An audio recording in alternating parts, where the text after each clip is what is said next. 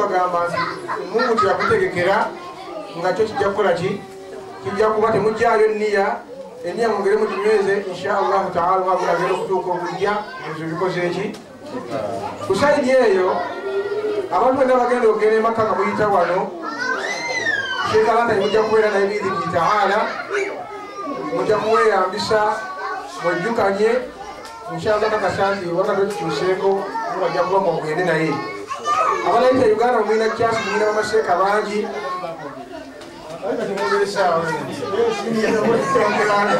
lwekyo mufunze ssebo omwanjusi ebigambo byange byebyo naye nga abakyala bebazizza nnyo mwebale nnyo mwebalye ddala kuteekamu maanyi mu ddiini yammwe mwebale nnyo okwewaayo ne maanyi Allah subhanahu wa ta'ala namwe mulinako obuvunaanyizibwa nga bwalina ku bakyala nga bwalina ku baami nza n'obugambo obwo onsonyiwe nange mbadde munneerabidde naye inshallahu taala inshallah nange nja kubeera nammwe mubwanabadde obulamu tujja kusinkana biidhini taala naye nga abadde sigaye buganji sobadde bwerabiza okwiranga. Assalamu alaikum warahmatullahi wabarakatuh. Assalamu warahmatullahi wabarakatuh. Tusabe Allah akkirize abagenda okutambula nga batutemu obwangu mu kutambula kwammwe inshallah taala n'abo balina enniya egenda biidhinillahi taala ate nga musobole omwaka ogujja nga muli bangi inshallah taala. Kati badde nsaba naibu amir mukadde waffe Sheikh Hakimu ajje atuweeruka mu butono nga bana basuubiza nti tayimu eyo yetukubaano sawa bbiri inshallah kati tubiye tulaye tusobole okuba nga tutuukiriza tayimu eyo. Sheikh Sebo kwaniriza nnyo. الله رب العالمين والصلاة والسلام على رسول الله صلى الله عليه وسلم وبعد. سلم كما أمين وأخوي. Abagenyi baffe ab'ekitiibwa abadde ensonga etukuŋŋaanyiza wano abali ensonga etukuŋŋaanyiza wano mabujaaji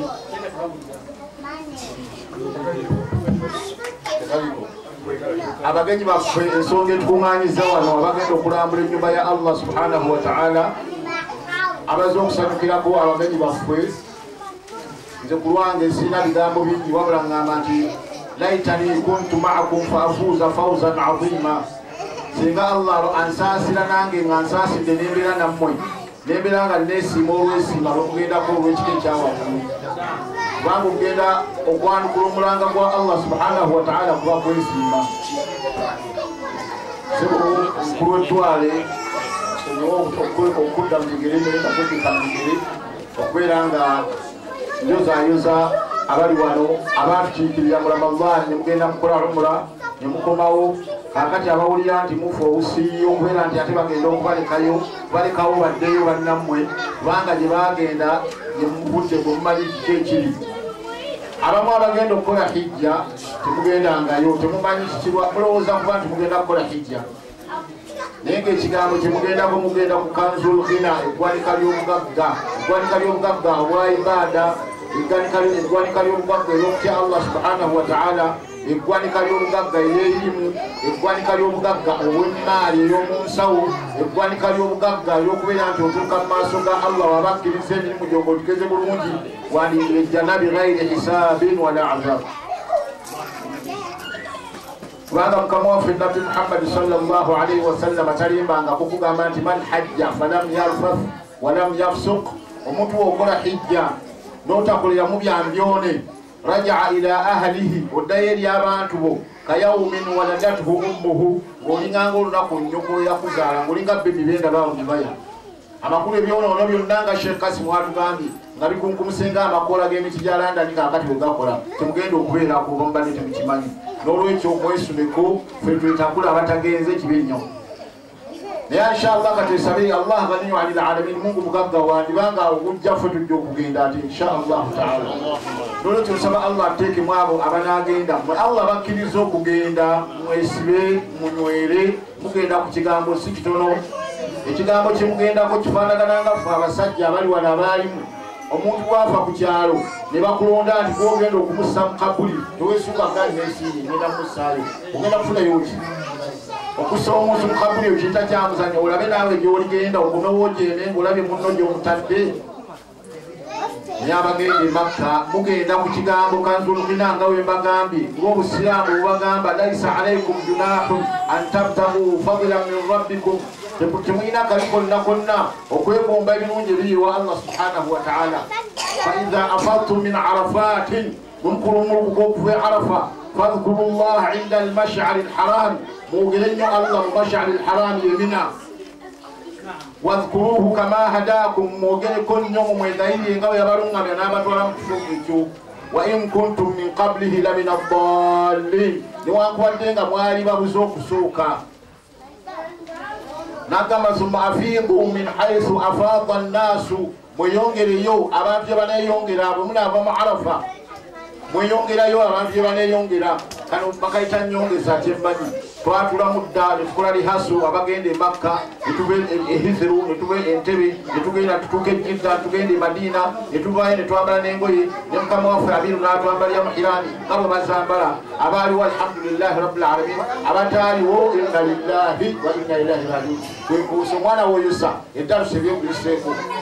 n'olwekyo twasoma olunaku olw'omukaaga olwedde twali wa Dr. Sulaiman netusoma okuva hijja lwova ehizru oba mu nnyumba yo n'ogenda ku kisaawe ehizru obusiraamu kulagira kukola kyawo netuvaawo netulinnya ennyonyi netugwa Jedda netuvaawo netugenda e Madina netuva e Madina netujja e Makka netutandika emikolo ne umra netugikola Dhul Hulaifa twayitawo dda netwambala engoye abakyala netunuyirira n'abaami netunuyirira netulaba kiki ekyokukola kakati tulina okubakuliza tubagamba laisa alaykum junahun tuli mu hijja kakati temuyina musango an tabtagu fadlan min rabbikum okwera nga mwegomba ebirungi eri Allah subhanahu wa ta'ala kati nabagamba fa idha afadtum min arafati bwe munaava mu Arafa ne mukulumulukuka olunaku olw'olusubirwa okubeera olw'19 Desemba eyinza okubanga lunaku olwa Arafa nga 2 olusuubira okubanga yeyindi wano insha Allah fe 19 tujja kuba tuli mu tufawumu wano Allah ng'asaasidde temusiiba abaana ba mikolo kubanga nabbi agati alhajju ash'atha aghbara hajji abeera agubaasidde tolina biseera bisiiba wenna wenna oli mukukubaasi oli kusaba ebiseera byolina bya dduwa yewono bwotuuse mu Arafa mukwano gwange muganda wange mwannyinaze ekibinnyo naffe kitulumwa abakimanyiko tulumwa tuwulirebbwa ku mutima okubansi tulinamu nabbi agamba sallallahu alayhi wa sallama ng'oli Arafa khayru ma qultu ana wannabiyuuna min qabli edduwa esinga obukulu mu Arafa gennasaba okukwedda ne bannabbi abaasookawo gye baasabanga لا إله إلا الله وحده لا شريك له له الملك وله الحمد وهو على كل شيء قدير ومجنوز nyabagende Makka odingala nnyo olina buli omuntu olina ebintu by'okulupapula byebakusibye aye tugenda nakusibirira byaffe tulina ebizibu byaffe naye waliwo akantu kamu kenjagala mukakwate kakati fenna wano fenna si bahaji bokka Sheikh Kasimu abadde asomesa wano akantu akakonyeeko naye takyakamanyi naye nge kamuggyeko Sheikh atugambye omuntu ng'ogenda mu maaso g'omukulu tusooka kukola kisingakola ekyo akisiruki toyinza kukolerawo byanjoone ng'oli mu maaso g'omukulu toyinza kuyitabiramu toyinza kukwatiramu ssimu singa bagambye nti kakutazza akuyise n'okwata obusimu kano ka mobayiro olaba ogenda wa dipiraga nti kazikize naye tubeera mu maaso ga Mungu batugambye ebiseera n'ebiseera tugenda mu swala mugjeeko obusimu mugaanyi munaabugirako wa kakati Mungu mugenda mu haramu n'ojja kuba oli mu haramu eri waliko Allahu akbar Allahumma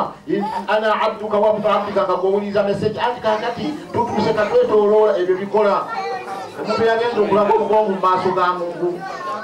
lwaki ebyo tosooka n'obiyimirizaako ogenda tukumiza ng'okumyonga we tukuŋŋaanye wettu okwasibula tujja kukuŋŋaana ate mubeere nti kutunyumisa yereka kuyima mu hijjayo mwotudde mu kifo ky'okubeera nti ebiseerawo byonna olwalira ku subhanallah walhamdulillah allahumma ayi mukama katonda ana abduka nze ndi mudduwo nze gundi nze kasifa nze mubiru nze muhammadi nze najjuma jitu min biladin baida mvudde bwala nnyo mvudde London yonna ate nempitirako ne Kampala neneegoonayo naye ng'ekikulu ekintwalayo kujja kutuuka wano kuwuli ntuusa wano bizunubin kathira nze n'ebyonono tebibalika nze sibimanyi na bungi wala yaghfiru zunuba illa anta teryasonyiwa byonoono okujjako gwe mukama wange faghfirli maghfiratan min indik nkusaba onsonyiwe teryayinza kunsonyiwa singa onsonyiwe teryayinza kunziza mu musango innaka anta alghafuru rahim gwe musonyi gwe musaasizi awakwatibwa mobayiro tubakubiriza mugende mukomewo n'obugagga omuntu ogenze n'enswa togenze na kisero kuba ekisero kyosera bikola ki biyitamu naye ogenze n'asuwa amazzi gajja kubaamu tokomawo n'ensuwa enjereere insha allah tokomawo n'ensuwa ey'ekitundu ng'eyiseyise wabula buli woba oli ebiseera bye bimalire la ilaha illa allah oba tolina kyomanyi waliwo sheekh abdulwahab mirza mamika sheekh abdulwahab mirza eyakuŋŋaanya edduwa za hijja obutawa omubulaba butono tumubulabangako mwabaali bagenze omubulaba butono nnyo bulinga kibatu bwekiti naye sheekh abdulwahabu mirza bw'osoma edduwa za sheekh abdulwahabu kibe nti kyowetaaga ku duniya alina kyeyalekaleka mu byetaaga ku duniya nga wasomye edduwa ze niwoni webuli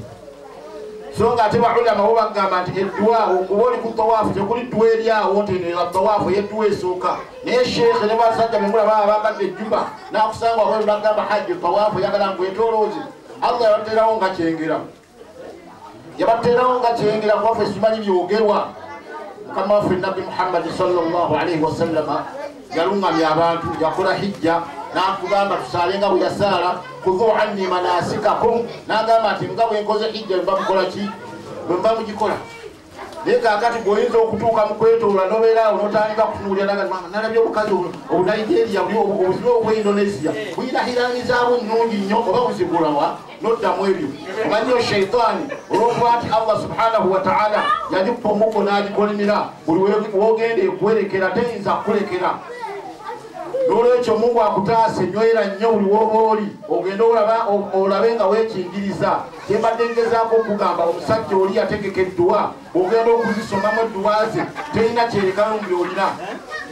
ayi mukama katondaza omudduwo erinnya lyange gundi mutabani wa gundi muwala wa gundi nvudde kindi ebyonono nina bingi ayi mukama katonda nina amabanja mangi nnyo gye tusanga mu madwago agamu mabanja gokwoga manja neraba enswala ezimu ne zimpitako era nesisaalira ddala nompa emaali nesigiwamu zaka mu bugayaavu awo nesigwawo sente neziŋŋendako nagenda okutuuka nga tewakyalimbala byoya byanswa nompa abaana nesibayigiriza nenegomba aba bannange nga mbalabye nti basomye allahumma inna laka alayya huquqan kathiratan fima bayini wa bayinika ayi mukama katonda waliwo amabanji n'amabanja mangi agamu googa mmanja وحقوقا كثيرة فيما بيني وبين عبدك وبين عبادك نام مانجا لنمانجي عمل لبدو بغم مانجا اللهم ما كان لك منها فغفره لي أي مكامك نقول بدك سبعة ويستوى ما سبوا فكان لنا كويكا ينينا ويقوم مانجا غاسونيوي iswale zampitako iswamu byonnabye nayo nonangeebye neŋŋenda nga nkola ebitasaana ku mulimu ntoloseeyolonzebe essaawa nnamba fagafiruhu li obunsonyiwe wama kana lkhalqi kate bikwatagana n'abaddubo benali azaamaanya benayisa obubi abaddubo abakyala bange nesibakozesako bwenkanya abasajja ne mujooga babbammwe fatahammaluhu anni ebyokusaba mukama katonda wange onneeyimirire wa aghnini bihalalika an haramika omugaggawaze mumpa halali so si haramu wa bifadlika amman siwaka opena bulungi ebiri gyoli mbe ebirungi ebiri gyoli okusinga ate ebirungi bivaawo awatali ggwe zidduwa shekhe byategekera naye waliwo atayagala kusasula mabanja waliwo atayagala kubeera nti abeera bulungi n'abantu waliwo atayagala kubeera bulungi nafamiri n'abasiraamu bonna kakati n'olwekyo ye nabbi sallallahu alaihi wasallam yatugamba olwamala okukola hijja n'agamba amasahaba abaaliwo n'agamba khudhu anni manasikakum munzijeeke mwoyo mulaba nkoze hijja bemukola ki nga bwe yamala okusaala n'agamba amasahaba sallu kama raaitumuni musaalenga nga bwe mulabye nkola ki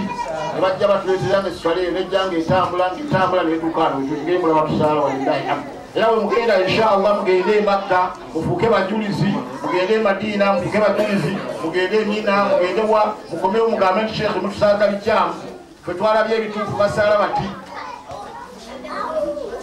bati abagambye nti sallu kama raaitumuni usalli musaalengayo mundabye ensaala ate ku hijja yabagamba kati akababonyabonya wabwirwamu nadde wamugweredwabwe kyekiriyo balese mmere akati bwe yatuuka ku hijja n'agamba nti khudhu anni manasikakum emikolo gyonna gye mukola ku hijja nga nze bwe mulabye enkola bwe mukolanga n'abalijjo oluvannyuma bwe bakola ki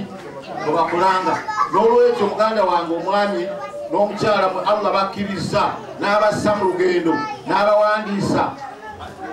abagambe mu Qur'an laisa alaykum junahun temulina musango an tabtagu fadlan min rabbikum okwegomba ebirungi ebiri allah subhanahu wa ta'ala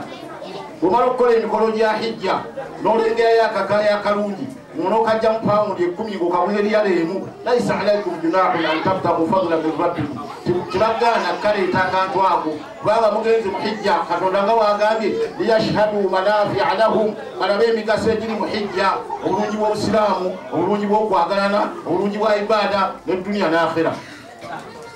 n'olwekyo temulina musango okwegomba ebirungi ebyeri eri Allah subhanahu wa ta'ala naye n'agamba nti fa idha afadtum min arafatin bwemuvanga arafa nabagamba olunaku mujja kukola hijja mujja kusooka umra bwe nabagamba mulaba mukoze tamattu Allahu a'lam ne bamashekhe bammwe bwe munaaba mumaliriza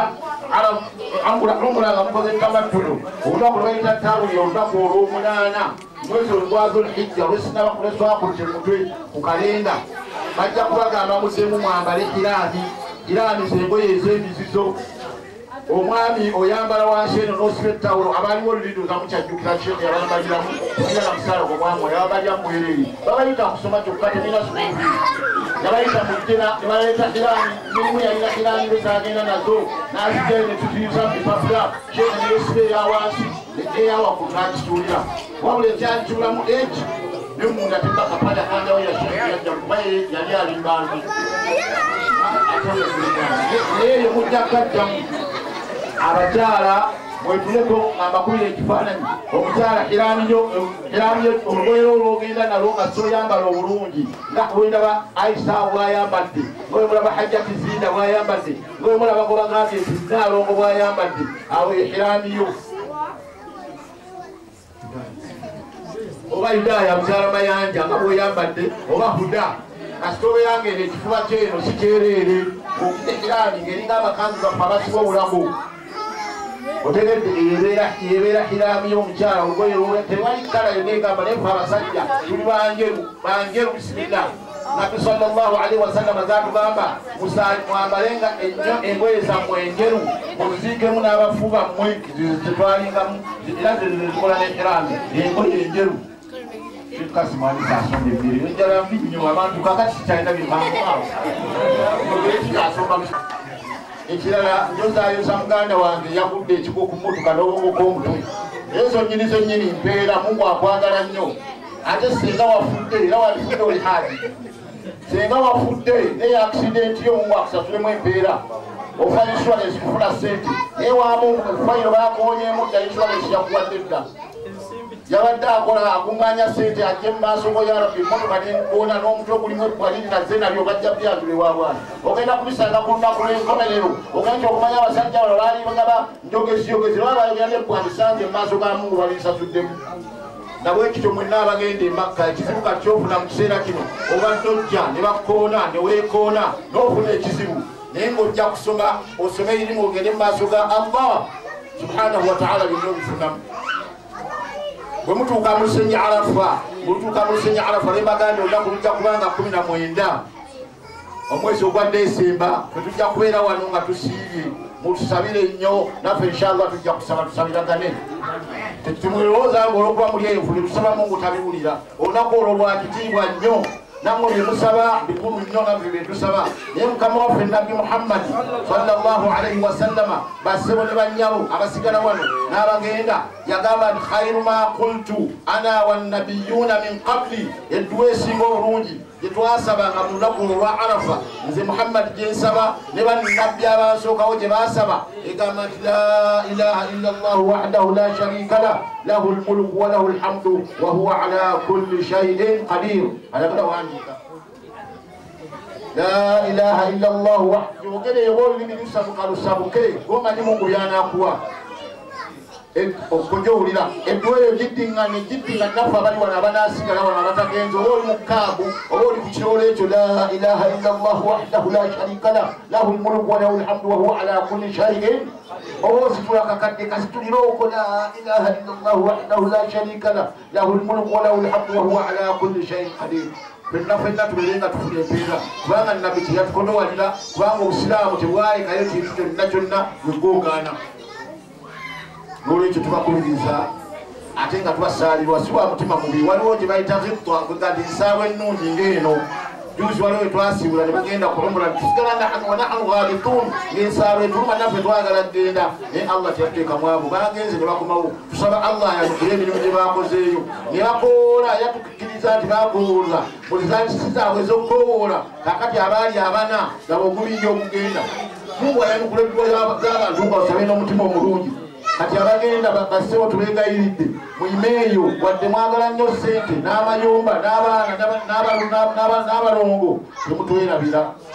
ekisookawo mala okwesalira kwa mukama waffe nabbi Muhammadi sallallahu alaihi wasallam nga bw'atugamba mu dduwa z'obusiraamu z'osaba teri dduwa Mungu gy'asinga kwagala nga musiraamu kusabira musiraamu munno bidhahari lghaibi nga taliiwo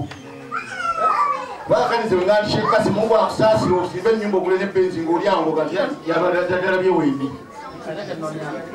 ati sina kyenkunoonyako naye oli nga taliwo ali Makka naga nti omudduwo ya Rabbul Alamin omudduwo Musa mukwayo ono ne mukazi we n'abaana be kusaba baleete wano yebidhahari lghaibi nga taliiwo osabire omuntu nga taliiwo nga oyinza okuzuuka ekiro ozuukuse kusala tahajjudi ozuukuse kusala salatu talwitiri n'ozuuka ekiro noga nti ya Rabbul Alamin omudduwo shenkalanta byoyo nga atutuukirira nnyo emirimu gy'obusiraamu nkusaba omumali ebyetaavu nkusaba omutaase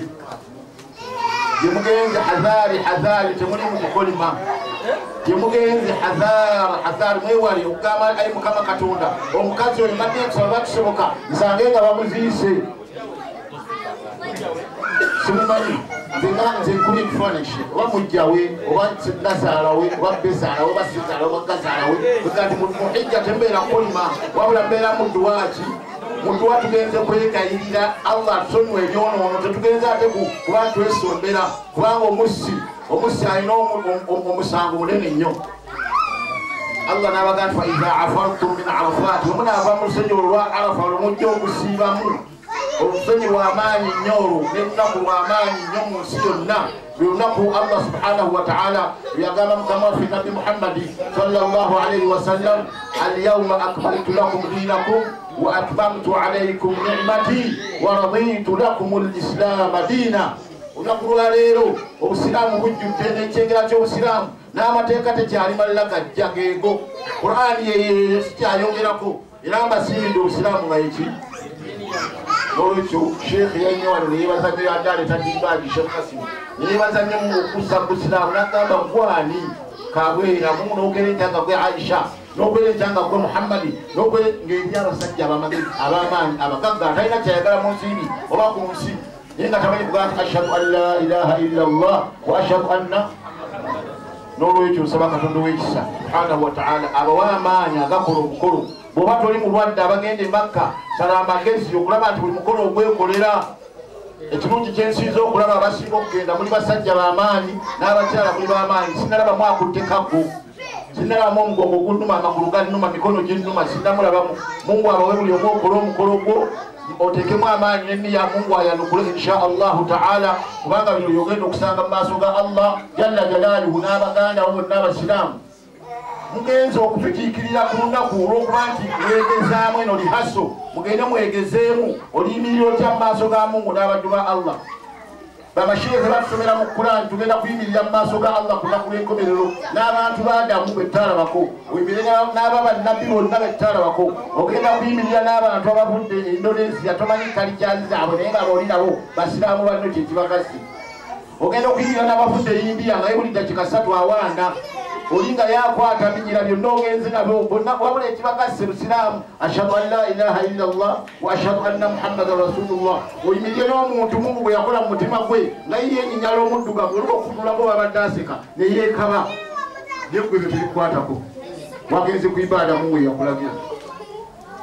n'olwekyo tubakuliriza baganda basoli banyinaffe mbeerenga mwitiriza nnyo buli bwobeera mwitiriza okukola ibaada ekintu kye nasoose nakyo oba oli muharamu mutera okubeera muharamu etukuba obusimu eno ogenda okuyira olinga akabase anti twaye tuli muharamu ogamba nkukolere ki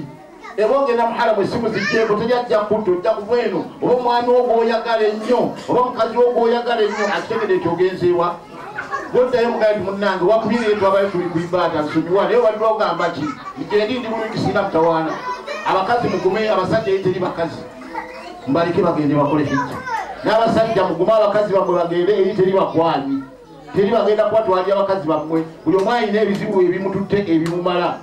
wabula ekikulu mugende mukole ekibuli omwonywerere ku Allah osabe Allah mukole ibada mutusabire naffe abasigadde eno tubeere nga Allah akolaki atuleeta naye ku lunaku lwa Arafa mugenda kwegezaamu nga muliyimirira mu maaso ga Mungu mulabe nga Qur'ani bwegamba kaannahum yawma yarawnaha lam yalbathu illa ashiyatan aw duhaha